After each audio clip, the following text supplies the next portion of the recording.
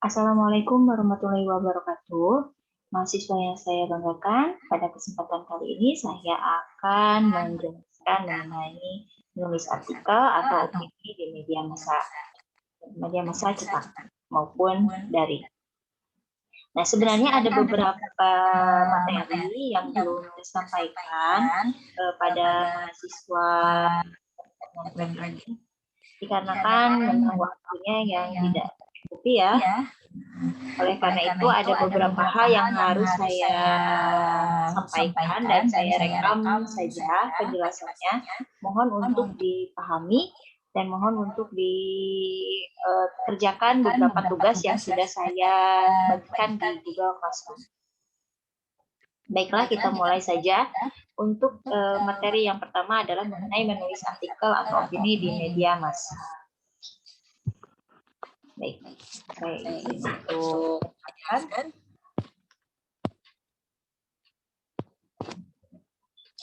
Nah, jenis-jenis karya jurnalistik ini ada beberapa, yaitu yang pertama adalah bentuk berita atau news, kemudian bentuk feature ya, atau news feature, karangan khas ya, kemudian ada laporan mendalam, dan ada laporan investigasi, dan ada kolom. Beberapa penjelasan mengenai ragam bahasa jurnalistik sudah pernah saya jelaskan, sehingga Anda pelajari saja nanti PowerPoint saldianya, kemudian ada video penjelasan, ya, bisa dipahami dan diputar kembali ya penjelasan saya yang berupa video. Kita jelaskan satu persatu. News atau berita. News atau berita ini bersifat fakta. Bisa berupa peristiwa, pendapat orang, hasil penelitian, dan data-data yang disampaikan. Kemudian akurasi faktanya ini harus bisa dipercaya. Harus disebut sumbernya supaya tepat keakurasiannya. Lalu kelengkapan berita ini tentu saja harus dilihat dari 5W1H. Apakah di dalamnya terdapat lengkap 5W1H seperti apa, siapa, kapan, di mana, bagaimana, dan kenapa. Bisa ditambah 1W, yaitu what next. Gitu ya. Kemudian penulisannya juga biasanya menggunakan piramida terbalik. Untuk penjelasan mengenai piramida terbalik, saya juga sudah memberikan materinya berupa salin yang bisa Anda lihat kembali di grup Telegram maupun di Google Classroom. Silakan dipahami atau diamati. Lalu kita lihat ini feature. Fitur ini bisa kita katakan sebagai karangan khas karena memang tidak seperti tulisan berita pada umumnya. Nah, jenis tulisan ini lebih ke setengah sastra dan berita. Gitu ya. Selanjutnya ada khususan pada teknik penulisan. Biasanya menggunakan bentuk piramida. Tulisan ini dimulai dari yang kurang penting menuju yang penting. Selanjutnya bahan-bahan yang disampaikan tentu saja tetap seperti berita, tapi dipilih sesuatu yang mengandung human interest. Jadi kalau misalnya ada hal-hal yang memang lebih menarik bagi masyarakat, maka itu yang akan dikedepankan untuk dijadikan sebuah tulisan atau feature. Di sini diperlukan adanya interpretasi untuk menghidupkan tulisan dan membuat pembaca larut di dalamnya. Karena kekuatan tulisan ini terletak pada kelengkapan dan deskripsinya. Jadi di sini ada pendeskripsian gitu ya pada satu peristiwa atau pada satu informasi yang disampaikan. Selanjutnya ada opini. Nah, Opini ini berupa buah pikir penulis, tetapi bukan imajinasi ya. Jadi bedanya adalah opini ini tentu saja harus berdasarkan pada data dan fakta.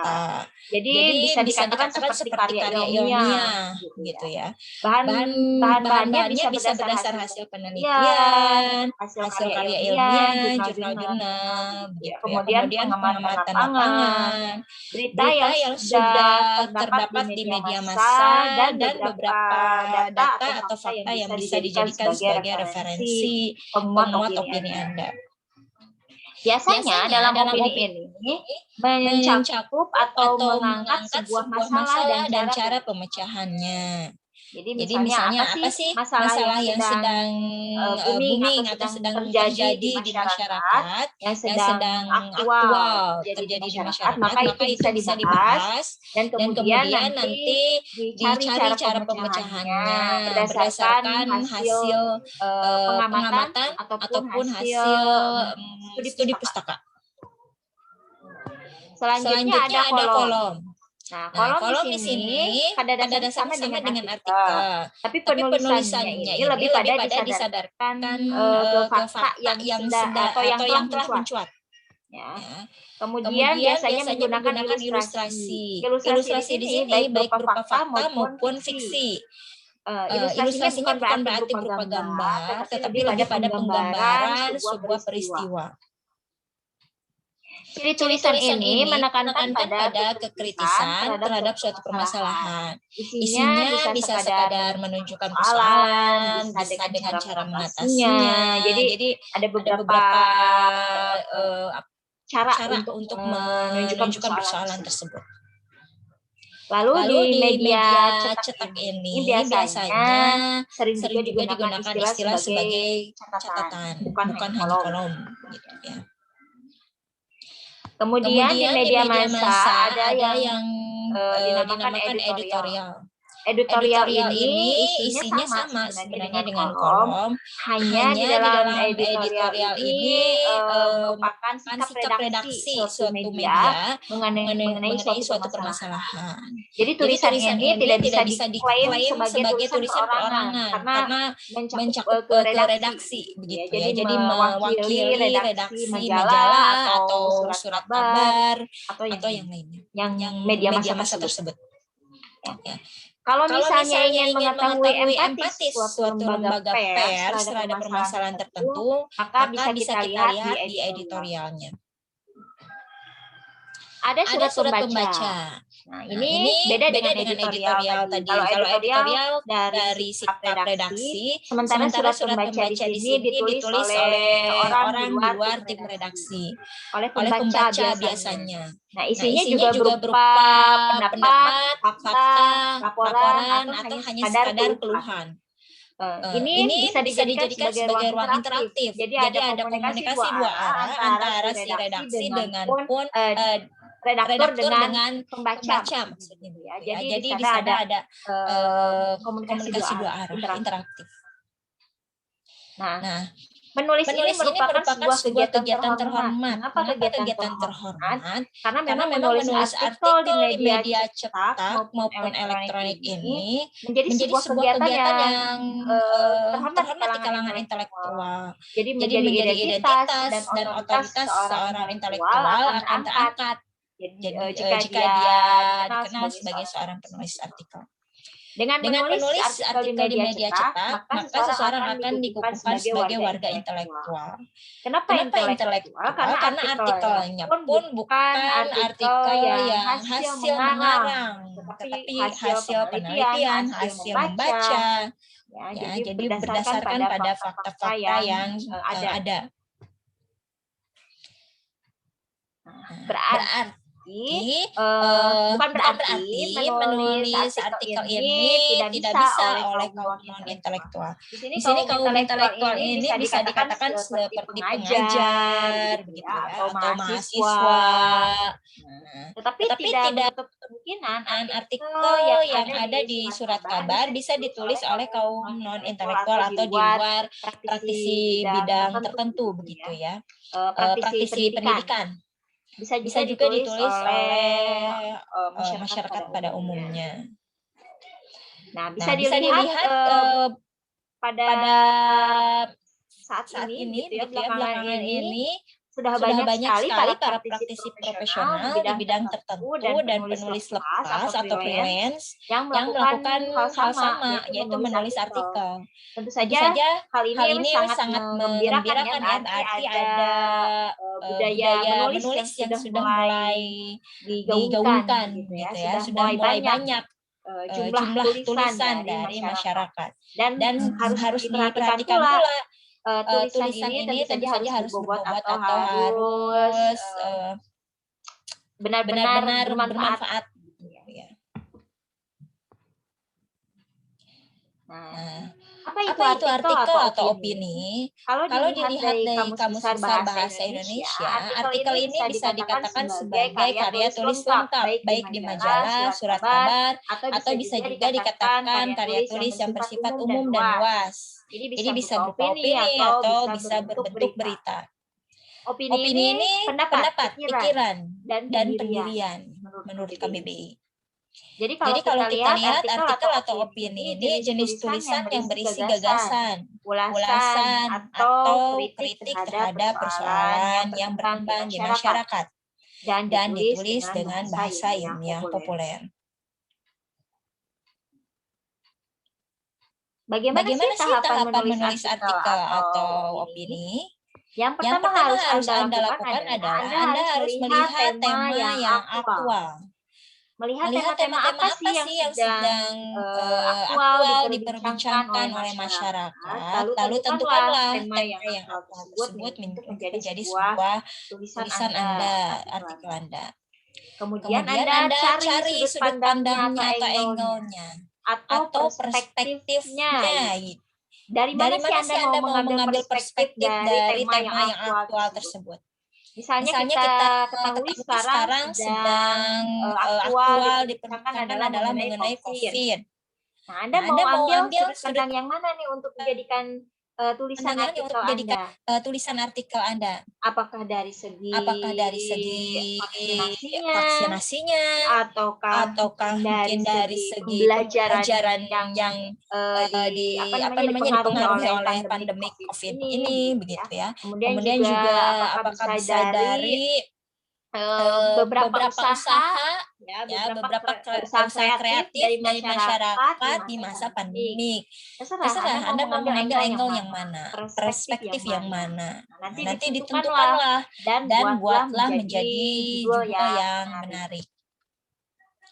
Kemudian Anda mencari dan menggunakan referensi rujukan. Jadi kalau misalnya Anda mau membuat tulisan, tentu saja Anda harus mencari referensi-referensi yang menguatkan pendapat Anda. Mulailah menulis. Lalu petakan identifikasi masalah, bahas permasalahan yang sudah diidentifikasi dan sampai ke membuat konklusi atau kesimpulan.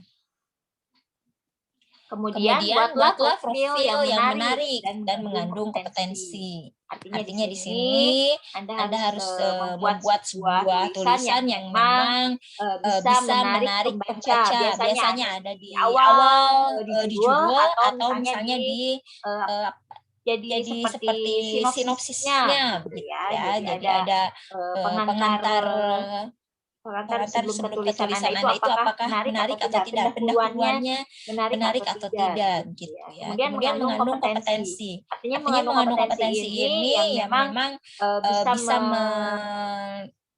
menerapkan atau bisa menimbulkan atau memunculkan kompetensi yang Anda miliki.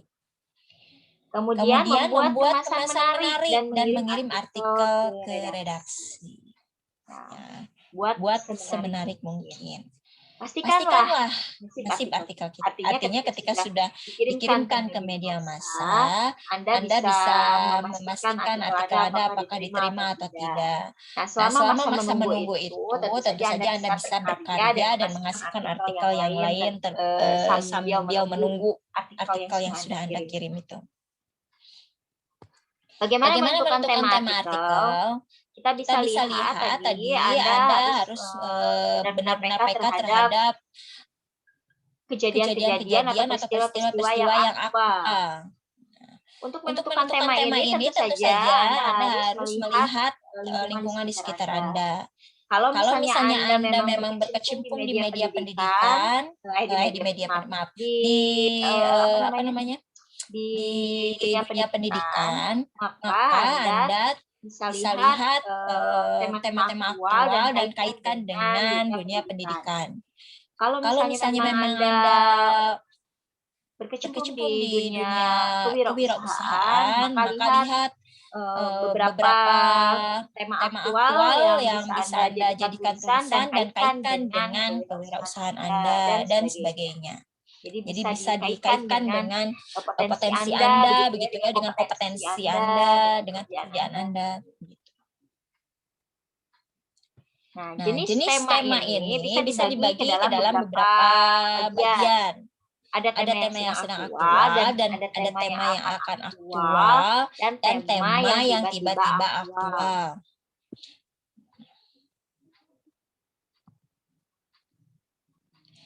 Tema yang sedang aktual tentunya yang memang sedang banyak dibicarakan. Sementara tema yang akan aktual adalah Anda yang apa yang diperbincangkan tetapi belum menjadi hal yang sering sering diungkapkan oleh masyarakat, begitu ya. Jadi Anda harus benar-benar peka bahwa hal ini akan menjadi aktual suatu saat nanti. Jadi apa yang sedang dibicarakan tetapi belum banyak yang membahasnya, ini akan menjadi sebuah berita atau sebuah tulisan yang akan menarik nantinya. Misalnya kalau Anda lihat sekarang sedang COVID-19, kemudian ada tema yang mungkin nanti akan aktual, seperti misalnya media-media pembelajaran, pelatihan media pembelajaran, metode, model, itu akan menjadi aktual kembali ketika misalnya sudah dihadapkan dengan pembelajaran daring, misalnya seperti itu. Lalu tema yang akan tiba-tiba aktual.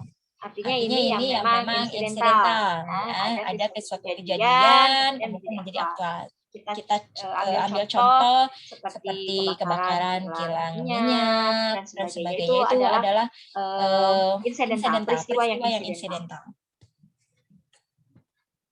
Sudut pandang atau angle, Anda harus benar-benar menentukan sudut pandang yang tepat. Nah, ini tentu saja dipengaruhi oleh tingkat kompetensi Anda dalam memilih angle yang tepat tersebut. Dan juga dipengaruhi oleh banyaknya referensi atau rujukan-rujukan yang Anda punya. Ya. Penentuan sudut pandang ini biasanya dilakukan agar kita fokus pada satu atau dua ide atau gagasan atau permasalahan dan tidak melebar kemana-mana. Kalau misalnya Anda mengambil tema COVID, itu kan terlalu luas, banyak bagian-bagiannya. Kalau misalnya Anda mengangkat tema tentang pembelajaran daring, itu pun masih umum. Maka ambil sudut pandang yang mana sih yang akan Anda jadikan sebuah tulisan. Kemudian tema yang dipilih ini kalau misalnya terlalu luas atau terlalu sempit, tentu saja akan bisa membingungkan dalam mengulas atau membahas dan menulisnya. Bagaimana menggunakan referensi atau rujukan? Rujukan ini dibutuhkan oleh siapa saja yang akan menulis, termasuk oleh penulis yang memiliki kompetensi pada tema bersangkutan. Nah, yang dibutuhkan atau yang digunakan, referensi yang digunakan ini tentu saja untuk menjustifikasi bahwa materi yang kita tulis ini adalah ilmiah, bukan hanya sekadar imajinasi, asal bunyi, abal-abal, gitu ya. Jadi secara akademis dan ilmiah, ini benar-benar berpegang pada kaidah-kaidah ilmiah. Lalu referensi ini tentu saja bermanfaat untuk memperdalam pengetahuan tentang tema yang akan ditulis. Sangat penting penulis itu untuk membaca terlebih dahulu. Lalu untuk menghindari kekurangan bahan, materi dalam membahas atau mengulas, tentu saja bisa terbantu oleh referensi atau rujukan yang dikumpulkan tadi ya mengenai tema tersebut. Kalau misalnya terjadi ya, misalnya kurang nih referensi, kurang rujukan. Biasanya penulisan artikel, selain penulisan artikel juga ya menulis yang lain, mungkin skripsi atau lainnya, itu bisa biasanya penulis mengalami deadlock atau mentok, mandek gitu ya. Karena memang materinya terbatas, sehingga Anda tidak bisa berkembang pemikirannya. Jika dipaksakan terus menulis, biasanya tulisannya akan bertele-tele, berputar-putar, tidak ada ujungnya, dan tidak tahu apa isi yang Anda tuliskan. Nah, kemudian manfaatnya menggunakan referensi atau rujukan, Anda dapat memperkaya kosakata, padanan kata yang sangat bermanfaat untuk meningkatkan bobot atau kualitas dan estetika bahasa artikel. Sama halnya dengan ketika Anda menulis skripsi. Nah, ketika Anda menulis skripsi, tentu saja Anda harus banyak menggunakan padanan kata, kosakata yang beragam agar tulisan Anda tidak hanya berupa kutipan langsung, tapi bisa diparafrasakan. Bagaimana membuat profil yang menarik dan mendukung? Nah, di sini yang dipertimbangkan oleh redaktur koran atau opini ketika mempertimbangkan atau memutuskan sebuah artikel untuk diterbitkan adalah relevansi kompetensi yang dimiliki oleh penulis artikel dengan tema artikel yang ditulisnya. Jadi kalau misalnya kita memang kompeten di dunia pendidikan, maka tulislah artikel yang memang berkaitan dengan pendidikan.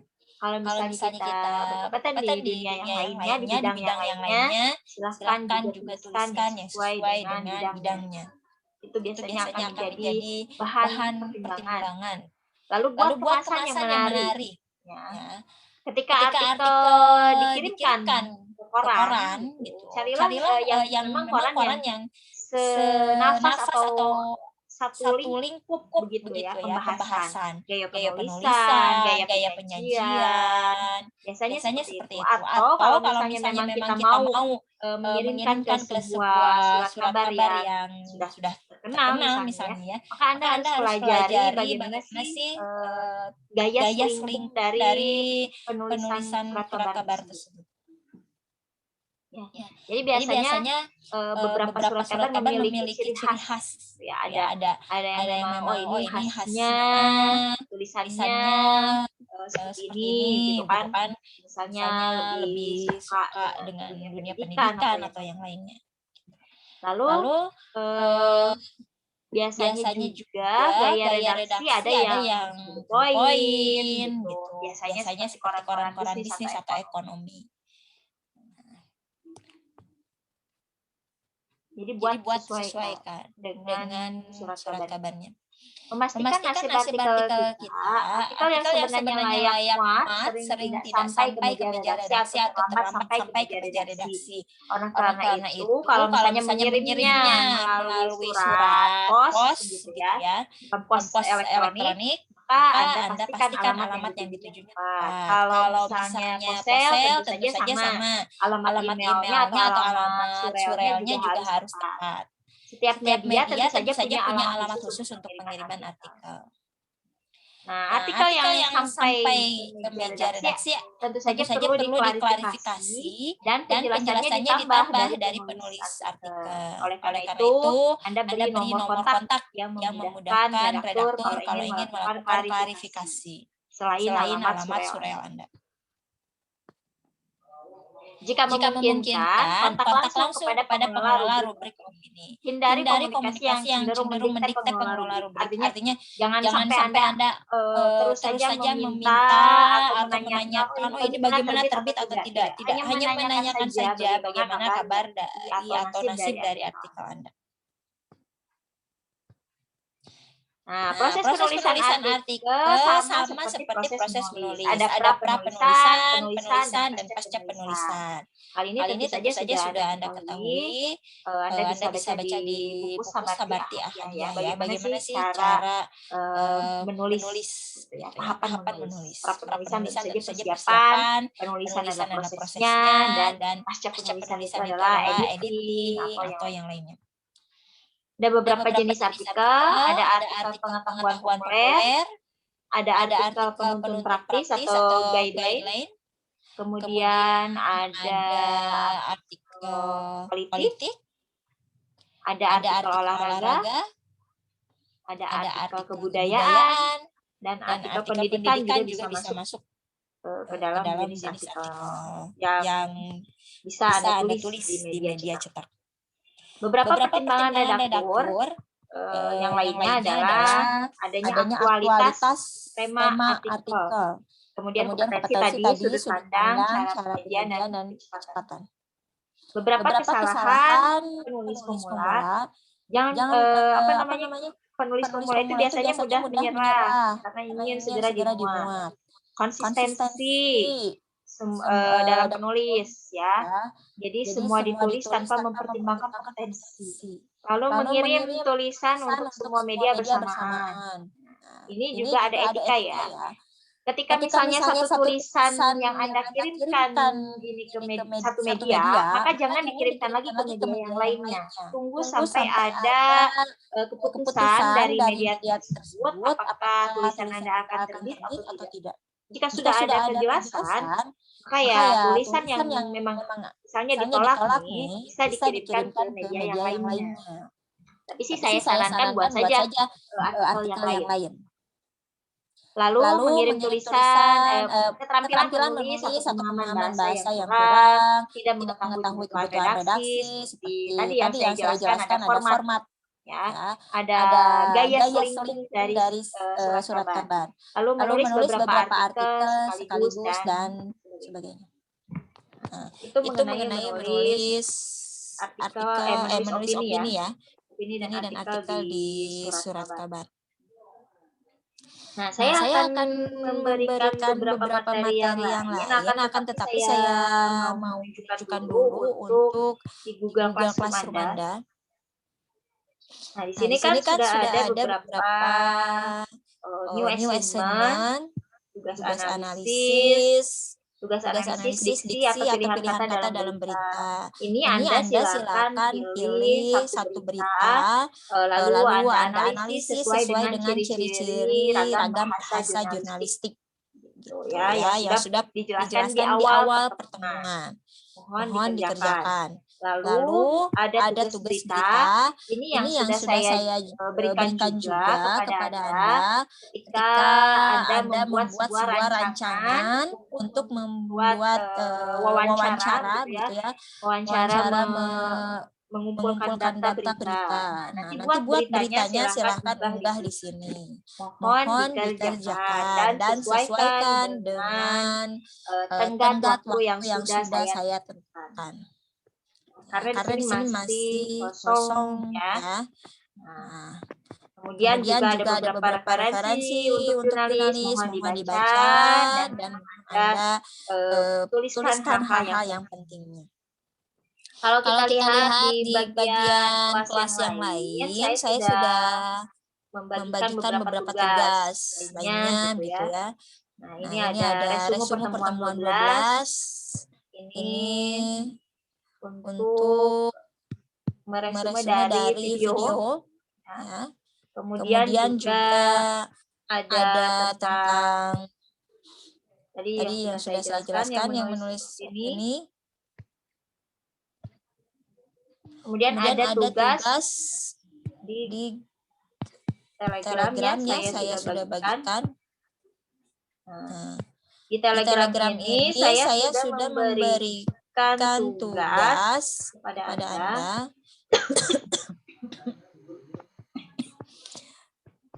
untuk membuat sebuah video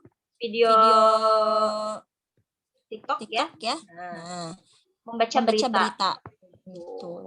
Seperti ini. Ini Ini contohnya contohnya sudah sudah ada, silakan Anda pahami, Anda putar apa materi yang sudah saya bagikan, tugas-tugas yang sudah saya berikan, mohon dikerjakan. Dan mohon materi-materinya Anda pahami dengan benar-benar, dengan saksama dipahaminya ya. Nah, contohnya kita buka TikToknya dulu ya. Jadi Anda ini supaya tidak banyak tugasnya, supaya tidak mengumpul, gitu. Kerjakanlah secara bertahap. Nah, ini untuk contoh. Nah, ini contohnya. Ya. Contoh untuk video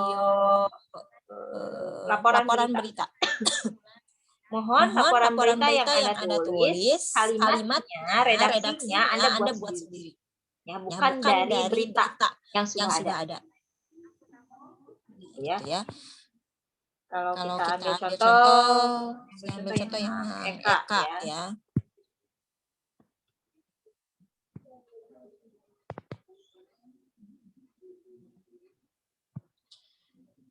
Nah, seperti ini.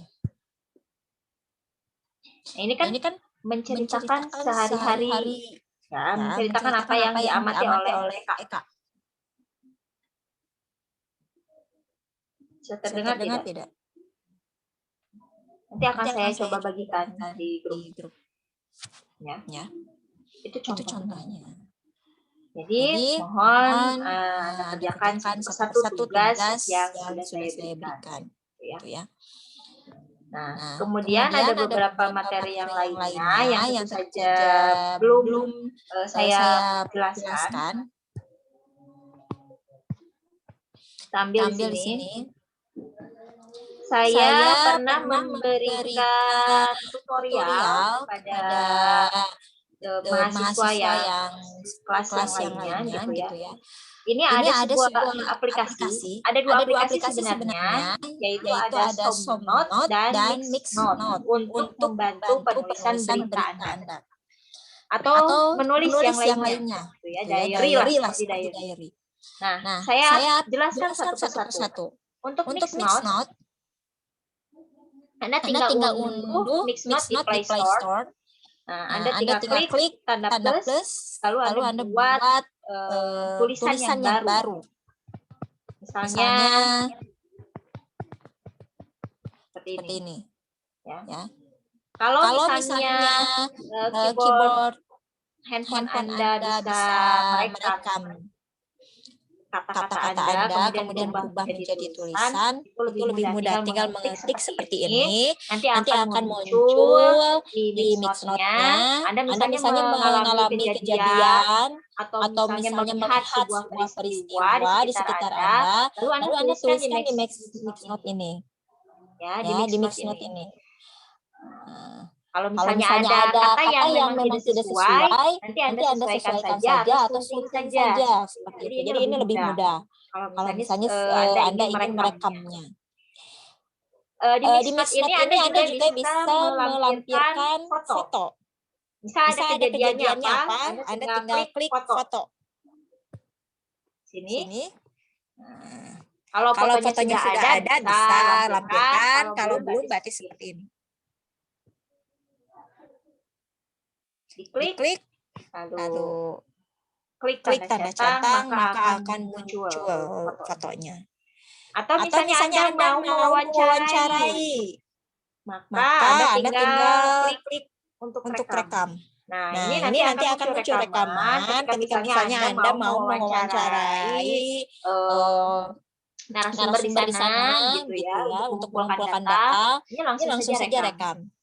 Meskipun memang nantinya rekaman ini tidak akan muncul di tulisan Anda, hanya berbentuk rekaman saja, tapi bisa Anda transkripsikan sendiri. Gitu. Ya. Nanti ini ditranskripsikan. Bisa dikirim? Tentu. Bisa dikirim. Nanti tinggal klik bagikan. Ada bagikan dengan teks, ada bagikan dengan gambar. Bagikan dengan gambar di sini bukan berarti dengan gambar yang difoto oleh Anda, tetapi bentuknya berbentuk gambar. Tapi kalau bagikan dengan teks, hanya teks saja tidak dengan gambar. Kita buat kita ambil contohnya.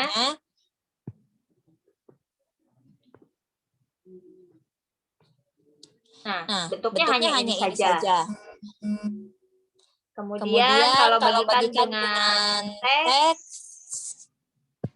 dengan gambar, maaf, nanti akan muncul berupa gambar saja. Gitu. Tapi tidak bisa diklik rekamannya ataupun gambarnya, fotonya yang Anda ambil. Nah, nanti munculnya seperti ini. Hanya berupa foto saja. Ya. Nah, seperti ini.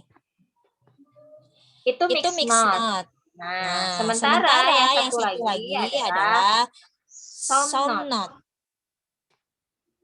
Gambar yang Anda lampirkan, satu lagi ya. Gambar yang Anda lampirkan di mixed note bisa beberapa gambar.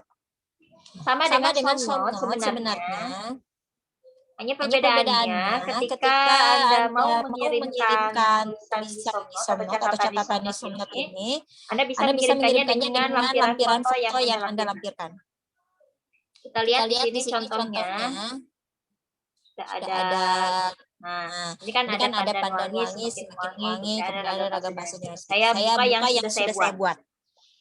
Sini saya menulis tentang pandan wangi. Ini artikelnya. Kemudian kita lihat di sini ada dua lampiran. Lampiran ini adalah berasal dari foto yang Anda capture langsung atau pilih dari galeri. Caranya adalah dengan melampirkan foto. Kita edit ya. Nah, ini ya. Ini kalau misalnya Anda mau sketchbook itu artinya Anda bisa membuat sebuah gambar, tanda tangan atau sebagainya. Kita abaikan dulu itu. Nah, ini Anda bisa attach file atau lampirkan berkas dengan men-capture foto atau memfoto ya, atau dari galeri atau dari SIM card. Maaf, SD card gitu ya. Misalnya dari foto. Nah, kita ambillah misalnya ya. Anda ingin menuliskan berita tentang Song Hye Kyo, silakan. Nanti akan muncul seperti itu. Ya, kita save. Gimana kirimkannya? Tinggal share. Di share. Ada send text only, send with attachment. Saya sarankan memilih send with attachment supaya dengan gambarnya. Anda kirim melalui WhatsApp atau melalui IG atau melalui TikTok, silahkan. Yang mana saja. Kirim. Maka akan terkirim beserta dengan foto-foto yang sudah Anda lampirkan. Gitu ya. Silahkan Anda coba menggunakan dua aplikasi tersebut untuk mengumpulkan berita Anda. Lalu nanti silahkan hasil tulisannya ini tunjukkan kepada saya, kirimkan kepada saya, dan Anda buat sebuah reportasenya, rekamannya gitu ya, melalui TikTok menggunakan green screen. Itu saja mungkin untuk penjelasan dua aplikasi yang bisa Anda gunakan dalam menulis berita. Ya, itu mengenai menulis berita. Nah, di sini juga ada beberapa sebutan media jurnalistik, kemudian ada teknik menulis opini, features dan berita. Ini ya. Ini dari UNY katanya ya. Teknik menulis opini, features di media massa. Ini bisa Anda baca ya. Opini, kemudian features, bagaimana sih cara menulisnya yang baik dan benar supaya Anda bisa menulis dan mengirimkannya ke media cetak atau media elektronik. Gitu. Jika ada pertanyaan, silakan Anda tuliskan di kolom komentar Google Classroom untuk diskusi selanjutnya.